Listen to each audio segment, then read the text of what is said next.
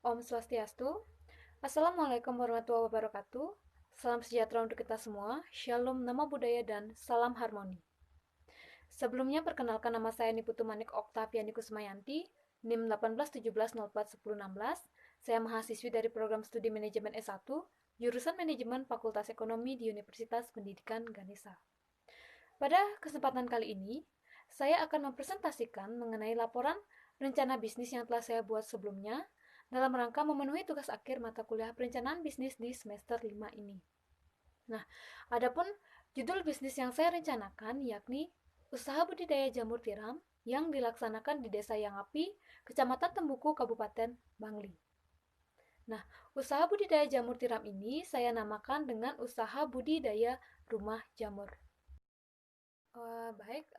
Adapun ringkasan eksekutif dari usaha budidaya rumah jamur ini. Usaha budidaya rumah jamur adalah sebuah usaha pembudidayaan jamur tiram yang terletak di Desa Yangapi, Kecamatan Tembuku, Kabupaten Bangli. Tujuan didirikannya usaha ini, selain untuk memperoleh keuntungan secara finansial, usaha ini juga bertujuan untuk memberikan manfaat yang sebesar-besarnya bagi masyarakat secara luas, yakni dengan melalui pemberdayaan komunitas, di mana pemberdayaan tersebut dilakukan dengan membuka lapangan pekerjaan yang seluas-luasnya seiring dengan berkembangnya usaha budidaya rumah jamur ini. Usaha ini sangat cocok dikembangkan di Desa Yangapi karena lokasi usaha yang sangat strategis, mengingat desa tersebut atau Desa Yangapi memiliki kondisi cuaca yang cukup sejuk sehingga memudahkan jamur tiram itu untuk tumbuh dan berkembang. Baik, selanjutnya saya akan menjelaskan mengenai gambaran umum usaha budidaya rumah jamur. Dimulai dari latar belakang usaha. Usaha budidaya rumah jamur ini dilatar belakangi oleh beberapa faktor. Yang pertama, lokasi usaha yang sangat strategis. Mengingat di Desa Yangapi telah ada beberapa perusahaan kayu dan perusahaan penggilingan padi yang menghasilkan limbah serbuk kayu dan dedak halus, di mana kedua komponen tersebut kita gunakan sebagai bahan baku utama dalam pembuatan media tanam jamur. Dan selain itu, Desa Yangapi juga berdekatan dengan lokasi pemasaran dari produk jamur tiram segar ini. Kemudian, faktor yang kedua yakni usaha budidaya rumah jamur memiliki prospek ekonomi yang bagus, mengingat produk jamur ini telah memiliki struktur pasar yang jelas serta tingkat permintaan pasar yang relatif tinggi. Kemudian faktor yang ketiga, proses pembudidayaan jamur tiram ini cukup mudah untuk dilakukan karena proses atau metode yang digunakan cukup sederhana dan bahan baku yang diperlukan juga relatif murah. Kemudian faktor yang keempat, melalui pengembangan usaha budidaya ini akan mampu membuka lapangan pekerjaan yang seluas-luasnya, terutama bagi masyarakat yang berada di sekitar lokasi usaha. Kemudian, latar belakang yang kelima adalah melalui pengembangan usaha budidaya jamur tiram ini akan memberikan kreativitas baru bagi masyarakat luas, terutama bagi masyarakat yang berada di sekitar lokasi usaha. Kemudian, adapun profil singkat dari usaha budidaya rumah jamur ini, yang mana usaha budidaya rumah jamur ini akan didirikan di wilayah Desa Yangapi, Kecamatan Tembuku, Kabupaten Bangli, dengan nama perusahaan rumah jamur. Bidang usaha yang dilakukan adalah pembudidayaan jamur tiram dengan jenis produk yang ditawarkan adalah produk jamur tiram segar, dan untuk badan usaha yang dimiliki berstatus perorangan atau milik pribadi. Selain itu, adapun visi dan misi yang diterapkan dalam operasionalnya, usaha budidaya jamur tiram berupaya untuk menjadi sebuah usaha budidaya jamur tiram yang mampu memenuhi seluruh permintaan konsumen terhadap produk jamur tiram, terutama untuk wilayah Bangli dan sekitarnya, dan pada umumnya untuk seluruh wilayah Indonesia. Nah, untuk mewujudkan visi tersebut, usaha budidaya jamur tiram berupaya dengan menghasilkan produk jamur tiram dengan kualitas yang terbaik serta dengan harga yang terjangkau. Kemudian, adapun tujuan, potensi usaha, serta rencana pencapaian bisnis dari usaha budidaya rumah jamur ini. Dimulai dari tujuan usaha. Selain bertujuan untuk menghasilkan keuntungan secara finansial, usaha budidaya jamur tiram juga berupaya untuk memberikan manfaat yang seluas-luasnya bagi masyarakat dengan melakukan pemberdayaan komunitas yang dilakukan dengan membuka lapangan pekerjaan yang seluas-luasnya, terutama bagi masyarakat di sekitar lokasi usaha. Kemudian dari potensi usaha budidaya jamur tiram atau usaha budidaya rumah jamur ini memiliki potensi usaha yang cukup luas, mengingat persaingan untuk wilayah desa yang api masih relatif kecil. Kemudian usaha budidaya rumah jamur ini merupakan sebuah usaha yang baru untuk wilayah desa yang api, dan usaha budidaya rumah jamur ini juga akan menghasilkan produk jamur yang berkualitas, sehingga nantinya usaha ini akan dapat diterima dan mampu berkembang di wilayah desa yang api itu. Untuk rencana pencapaian bisnis, usaha budidaya jamur tiram berupaya untuk melakukan riset dan inovasi secara terus-menerus, baik itu terhadap sumber bahan baku yang berkualitas serta sistem produksinya, agar nantinya dapat menghasilkan produk jamur tiram yang berkualitas pula. Dan produk tersebut akan dapat diterima dengan baik oleh masyarakat, sehingga dapat memberikan profit yang tinggi bagi perusahaan. Kemudian, adapun keunikan produk jamur tiram segar dari usaha budidaya rumah jamur dibandingkan dengan perusahaan lainnya. Di antaranya, usaha budidaya rumah jamur menghasilkan produk jamur yang berkualitas tinggi karena dibuat dengan metode alami dan tanpa menggunakan campuran bahan kimia berbahaya. Kemudian yang kedua, usaha budidaya jamur tiram menggunakan mesin yang dirakit secara pribadi, sehingga kualitas produk dapat dikontrol secara optimal oleh perusahaan. Kemudian keunikan yang ketiga, di mana usaha budidaya rumah jamur memiliki komposisi yang akurat dan telah mengalami riset dan percobaan terlebih dahulu, sehingga produk yang dihasilkan diyakini memiliki kualitas yang terbaik. Baik, dan selanjutnya saya akan menjelaskan mengenai aspek pasar dan pemasaran dari usaha budidaya rumah jamur ini. Dimulai dari riset dan analisis. Riset dan analisis dilakukan baik secara objektif maupun subjektif. Untuk riset dan analisis secara objektif dilakukan dengan pengamatan langsung terhadap perilaku konsumen akan ketersediaan produk jamur tiram di pasaran.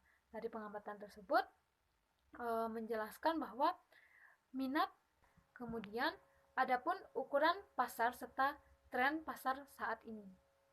Ukuran pasar dapat dilihat dari target pasar yang ditetapkan oleh perusahaan.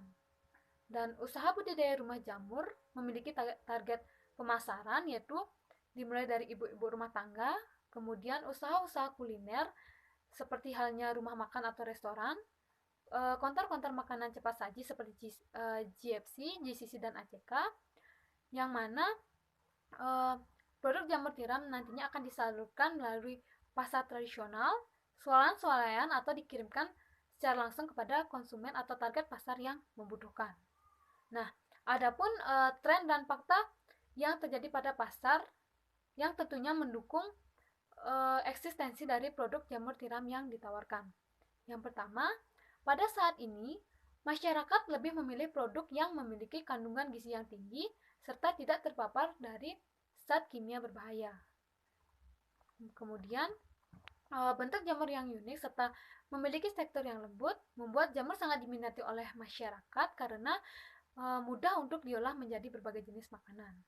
Dan fakta yang terakhir, saat ini banyak usaha-usaha kuliner yang membutuhkan produk jamur tiram segar sebagai bahan baku olahan menu yang mereka tawarkan. Kemudian, adapun estimasi pangsa pasar dari usaha budidaya rumah jamur ini, di mana pangsa pasar dipengaruhi oleh beberapa faktor, seperti halnya ketersediaan produk, selera konsumen, dan perubahan perilaku konsumen. Pada umumnya, ketika ketersediaan produk dalam jumlah sedikit, permintaan akan produk jamur tiram akan semakin tinggi. Begitupun sebaliknya, ketika ketersediaan produk dalam jumlah besar, biasanya tingkat permintaan akan semakin menurun. Begitupun juga dengan harga dari produk jamur tiram itu sendiri. Kemudian dari selera selera konsumen.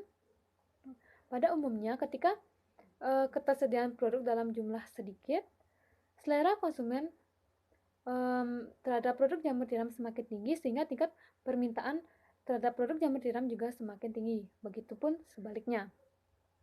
Dan untuk perubahan perilaku konsumen, biasanya hal tersebut dipengaruhi oleh faktor demografi, faktor ekonomi, serta faktor pergeseran selera dari konsumen itu sendiri.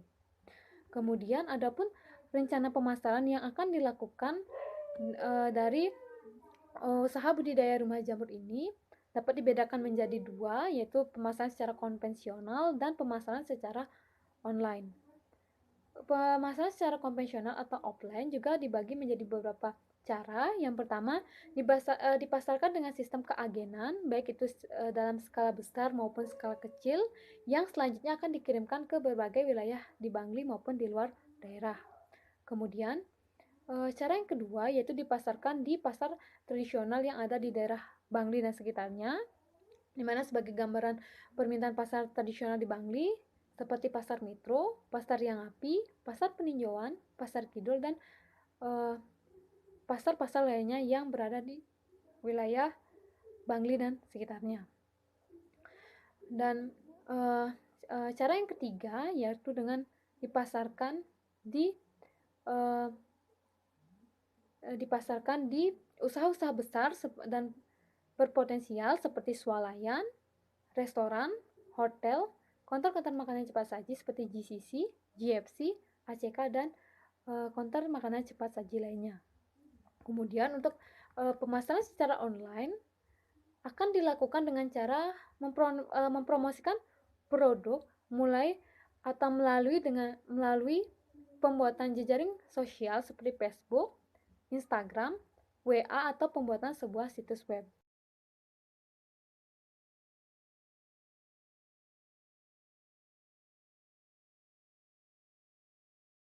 Kemudian selanjutnya saya akan menjelaskan mengenai aspek produksi dari usaha budidaya rumah jamur ini. Dimulai dari lokasi usaha. Lokasi usaha dari usaha budidaya rumah jamur yakni berada di Desa Yang Api, Kecamatan Tembuku, Kabupaten Bangli. Alasan dipilihnya lokasi usaha ini karena dianggap sangat strategis, mengingat Desa Yang Api berdekatan dengan sumber bahan baku yang akan digunakan dalam proses pembuatan media tanam jamur tiram, serta Desa Yang Api juga memiliki lokasi pemasaran yang cukup strategis. Kemudian, adapun kapasitas produksi yang ditargetkan oleh perusahaan, di mana pada tahap awal ini perusahaan menargetkan akan melakukan pembudidayaan terhadap 8.000 buah bibit jamur. Namun karena ada tingkat kegagalan produksi sebesar 10%, sehingga jumlah bibit jamur yang dapat tumbuh dan berkembang dengan baik berkisar 7.200 buah bibit jamur atau 7.200 buah beglog. Nah, pada umumnya satu bibit jamur atau satu beglog akan menghasilkan 0,5 kg jamur per siklusnya. Sehingga dari 7.200 buah bibit beglog akan menghasilkan 3.600 bibit 6.300 kg jamur per siklusnya atau dalam 4 bulannya. Atau dapat dikalkulasi sekitar 900 kg jamur per bulannya serta 30-35 kg jamur per harinya. Kemudian adapun sumber bahan baku dari usaha budidaya jamur tiram ini, di mana proses budidaya jamur tiram ini berada di lokasi yang berdekatan dengan sumber bahan baku, yang mana di Desa Yang Api telah terdapat beberapa perusahaan kayu serta usaha penggilingan padi yang tentunya akan menghasilkan limbah serbuk kayu dan dedak halus, di mana kedua komponen tersebut kita gunakan sebagai bahan baku utama dalam pembuatan media tanam jamur tiram. Nah, untuk bahan baku lainnya seperti kapur, kapas, penutup botol atau peralatan lainnya yang akan digunakan bisa didapatkan di toko-toko yang berada di sekitar kota Bangli atau di luar daerah Bangli. Kemudian untuk alat dan bahan baku yang digunakan cukup sederhana, di mana peralatan yang digunakan sudah tertera di dalam PPT, yakni ada sebuah oven besar, kemudian mesin pencetak backlog sebanyak 4 unit, sebuah mesin mixer besar, 2 unit skop, kemudian 2 unit terpal, 2 unit ember, dan 1 buah blower. Sehingga total biaya yang dikeluarkan untuk peralatannya yaitu sebesar 13 juta rupiah. Nah, untuk peralatan ini juga akan mengalami penyusutan, di mana untuk penyusutannya memiliki estimasi untuk mesin-mesin besar yaitu sekitar 5 tahun, dan untuk peralatan kecil berkisar antara 2 sampai 1 tahun, sehingga harga penyusutan yang didapatkan per tahunnya adalah Rp2.920.000. Kemudian adapun bahan baku yang diperlukan untuk membuat 8.000 bibit jamur juga sudah tertera di dalam PPT. Total biaya bahan baku yang diperlukan untuk 1 kali siklus hidup jamur yakni sebesar Rp7.495.000. Baik, adapun proses produksi dari usaha budidaya rumah jamur ini dimulai dari pembuatan kumbung, di mana kumbung merupakan tempat pemeliharaan atau perawatan bibit jamur tiram setelah mengalami proses inokulasi dan proses inkubasi. Kumbung ini diilustrasikan berbentuk sebuah rumah pada umumnya dengan bahan baku yang terbuat dari bambu atau kayu yang beratapkan genteng atau jerami. Untuk proses pembudidayaan 8.000 bibit jamur pada umumnya memerlukan luas kumbung berkisar 7 kali 15 meter persegi. Kemudian untuk proses selanjutnya yaitu proses pembuatan backlog. Backlog merupakan media tanam dari jamur tiram. Pembuatan backlog ini memerlukan bahan baku utama yakni serbuk gergaji, kemudian kapur, air, dan dedak halus. Proses pembuatan backlog ini cukup sederhana, di mana bahan baku yang telah disebutkan tadi akan dicampurkan menggunakan mesin mixer besar yang kemudian akan dicetak dengan menggunakan mesin pencetak backlog, dan setelah mengalami pencetakan akan ditutup dengan menggunakan ring dan penutup backlog, dan setelah tertutup oleh ring dan penutup backlog akan dilanjutkan ke dalam proses sterilisasi yang bertujuan untuk menghilangkan mikroorganisme perusak yang berada di dalam backlog. Proses sterilisasi ini menggunakan oven besar dengan suhu lebih dari 120 derajat Celcius dengan selang waktu selama 8-9 jam. Nah, setelah mengalami proses sterilisasi itu, backlog akan dikeluarkan dan didiamkan selama 1-2 hari untuk proses pendinginan. Nah, setelah proses pembuatan backlog ini akan dilanjutkan dengan proses inokulasi dan inkubasi. Namun sebelum itu, perlu kiranya kita mengetahui bagaimana cara pemilihan bibit sebar atau bibit semai untuk proses inokulasi nantinya. Bibit yang digunakan dalam pembudidayaan jamur tiram terdiri dari beberapa jenis bibit yang dinamakan sesuai dengan urutan keturunannya. Untuk bibit keturunan murni dinamakan dengan bibit F0. Untuk bibit keturunan pertama dinamakan dengan F1, bibit keturunan kedua dinamakan F3, F2, kemudian bibit keturunan ketiga dinamakan F3, dan bibit keturunan selanjutnya dinamakan sesuai dengan urutan dari keturunannya. Nah, untuk usaha budidaya jamur tiram ini, usaha budidaya rumah jamur hanya akan menggunakan 3 jenis bibit saja, yaitu bibit F0, bibit F1, dan bibit F2. Hal ini dilakukan bertujuan agar produk jamur tiram yang dihasilkan agar memiliki kualitas yang tinggi.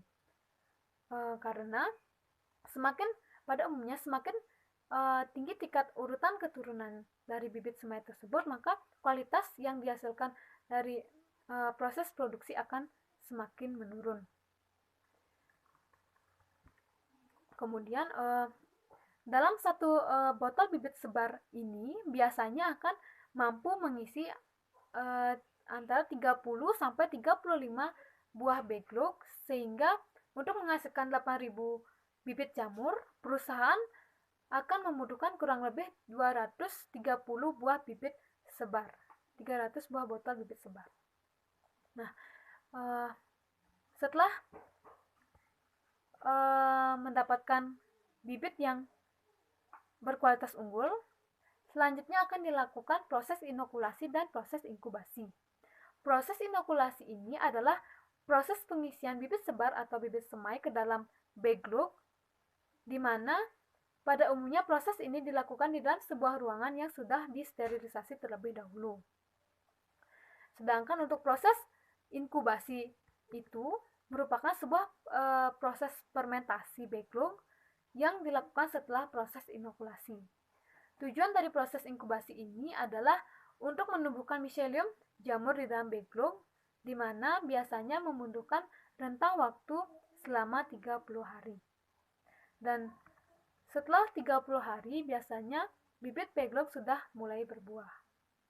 Kemudian setelah mengalami proses inkubasi, bibit backlog atau jamur itu akan dipindahkan ke dalam kumbung untuk menjalani proses pemeliharaan atau perawatan.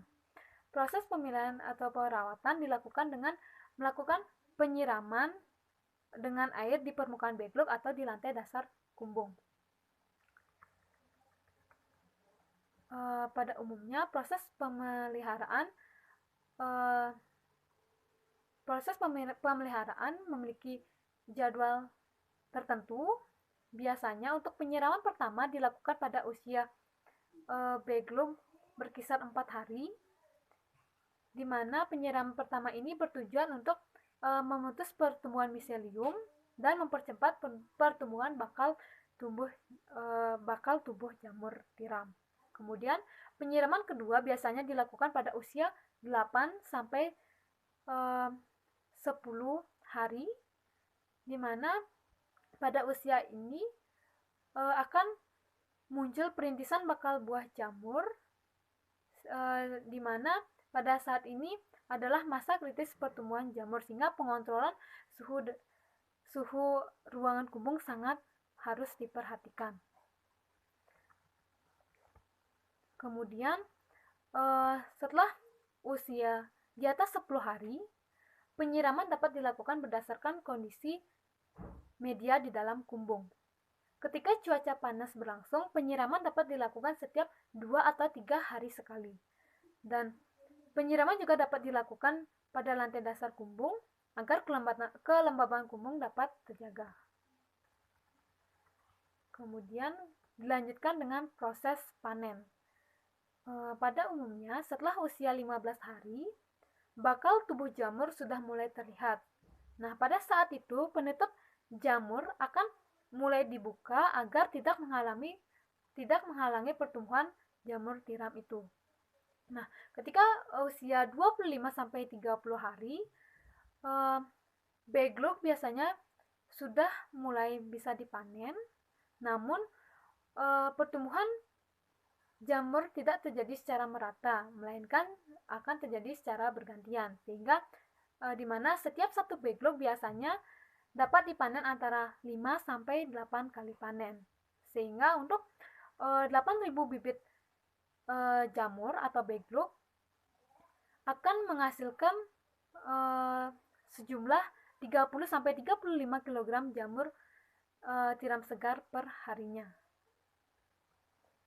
Kemudian setelah proses panen akan dilakukan proses penanganan pasca panen. Adapun beberapa hal yang perlu dilakukan pada proses ini, diantaranya diawali dengan penyotiran jamur dengan memisahkan jamur yang rusak dengan jamur yang bagus, di mana ciri-ciri jamur yang bagus Biasanya memiliki ukuran yang besar, tidak terlalu kering atau terlalu basah, berwarna putih bersih, serta bebas dari cacat akibat hama penyakit. Kemudian, hal yang kedua dilakukan adalah proses pengemasan. Proses pengemasan dilakukan dengan memasukkan jamur yang telah disortir ke dalam kantong plastik, kemudian mulut plastik akan diikat dengan menggunakan karet gelang. Baik, untuk selanjutnya saya akan menjelaskan mengenai aspek manajemen dari usaha budidaya rumah jamur ini. Nah, pada tahap ini, karena kondisi perusahaan masih berstatus milik pribadi atau rumah tangga, struktur organisasi dibuat sesederhana mungkin dengan merekrut 3 orang karyawan yang menempati jabatan-jabatan seperti 1 orang manajer utama yang merangkap sebagai manajer pemasaran, di mana manajer utama tersebut bertugas untuk melakukan pengelolaan terhadap bisnis secara keseluruhan atau secara umum.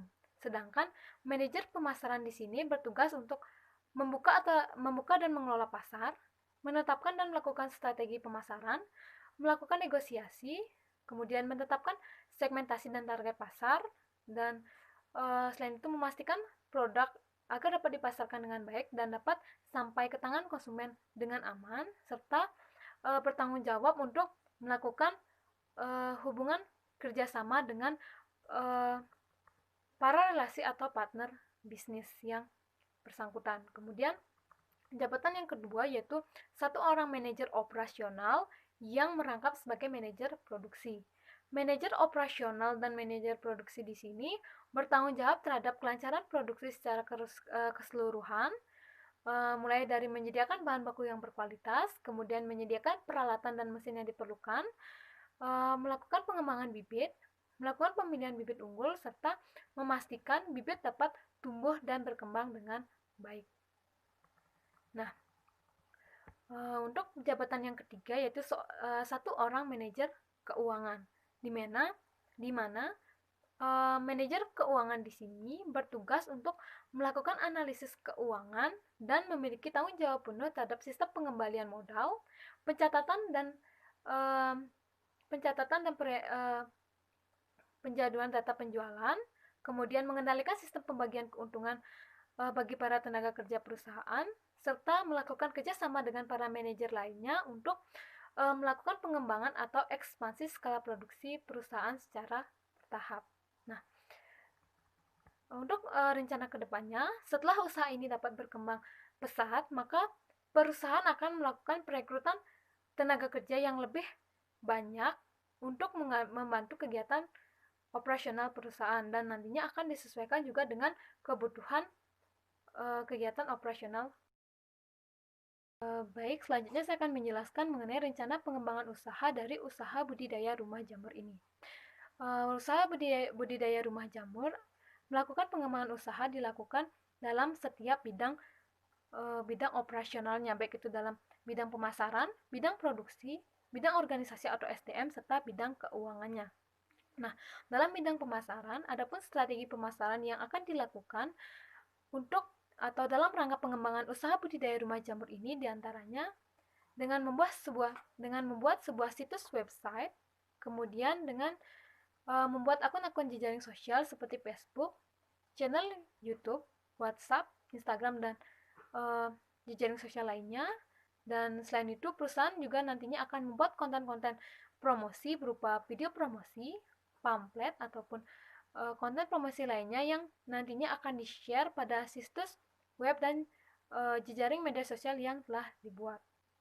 Kemudian, dalam bidang produksi, adapun strategi produksi yang akan dilakukan oleh perusahaan dalam rangka pengembangan usaha budidaya rumah jamur ini diantaranya dengan meningkatkan kualitas produk, menjaga kestabilan harga, menjaga kualitas pelayanan yang diberikan kepada konsumen, serta selalu berinovasi dan dengan mengkreasikan produk jamur tiram segar menjadi produk-produk baru seperti olahan makanan ataupun olahan pakan ternak dan produk lainnya.